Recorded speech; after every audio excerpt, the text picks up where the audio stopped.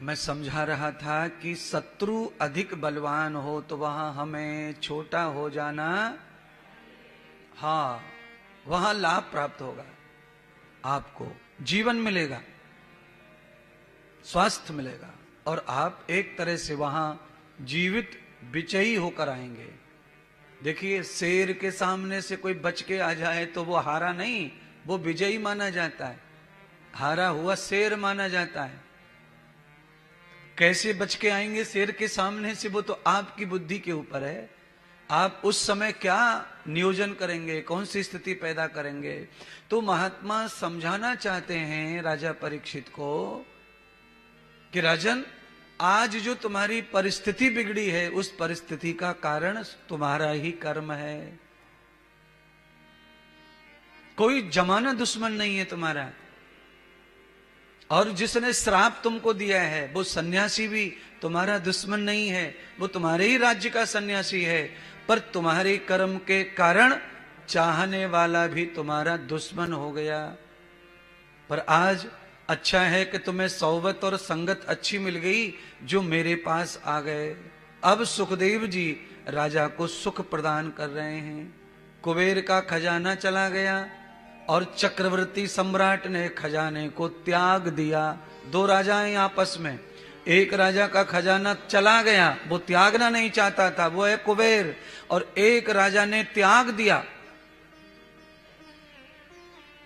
क्यों त्याग दिया? क्योंकि राजा ये जान गया कि इस श्राप से मुक्ति करनी है तो अब ये कुबेर का खजाना काम आने वाला। किसी भी श्राप से मुक्ति धन से नहीं हो सकती है, ये कहना है। दुनिया का कोई श्राप आपको लगा हुआ है किसी जन्म का, उसका निवारण धन नहीं कर सकता। गाड़ी घोड़ा बंगला भी उसका निवारण नहीं कर सकते। कैसे निवारण होगा? प्रायश्चित उसका कैसे होगा? किसी महापुरुष की परछाई तुम्हारे ऊपर पड़े और भगवान का चरित्र श्रवण, वचन स्मरण, ये दोनों हो, कान सुने वाणी गाए, एकांत हो और सारी मोह से माया से मुक्त होकर ये कर्म हो, तो आपके श्राप से मुक्ति मिल सकती है, तो आपका साधन बन सकता है। लो महाराज ये पैसे ले लो 20 लाख रुपए, और महाराज हमको मुक्त कर दो कैंसर से। तो महाराज 20 की क्या चलती है, लोग करोड़ों खर्च कर रहे हैं बंबई में, दिल्ली में, और मर के लौट रहे हैं, कोई फर्क नहीं पड़ रहा है। और जिनके पास में अपने प्रति कोई कर्म है, मित्रता है, स्वयं के प्रति कभी अच्छा कर लिया है, वो ठीक होके भी आ रहे हैं।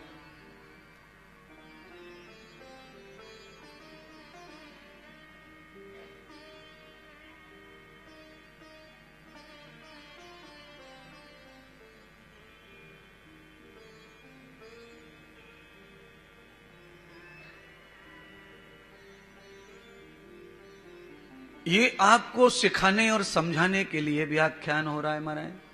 आप समझ लीजिए, आज से आपका मित्र भी कोई नहीं है और दुश्मन भी। हाँ, आपका कर्म ही मित्र है और आपका कर्म ही आपका दुश्मन है।